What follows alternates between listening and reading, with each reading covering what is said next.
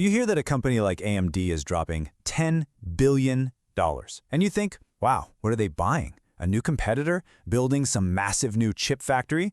Nope, they're buying themselves, their own stock. It's a huge move, and it begs a pretty big question. Why? Well, that's exactly what we're going to break down right here. All right, so here's how we're going to tackle this. First, we'll look at the buyback itself.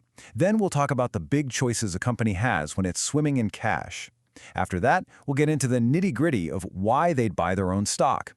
We'll even do the math on how it boosts their numbers. And finally, we'll see how this fits into AMD's grand plan. Okay, first things first. Let's talk about the sheer size of this thing. So get this, in the middle of 2025, AMD's board greenlit a new $6 billion buyback plan. And that was on top of what they already had, pushing their total authorization up to a mind-boggling $10 billion. And as of the fall, they still had basically all of it, $9.4 billion, just sitting there, ready to go. And that right there is the big mystery, isn't it?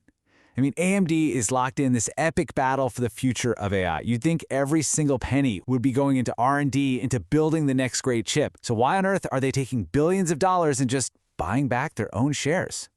Well, to figure that out, you gotta put yourself in their shoes. When a company is this successful, it faces a really interesting problem: what to do with all that cash.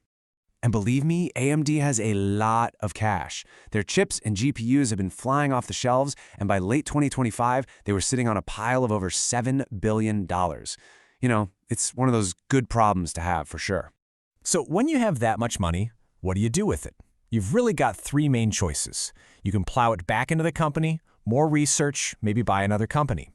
You could give it back to your investors as a dividend check, or you can do option number 3, which is exactly what AMD did: buy back your own stock.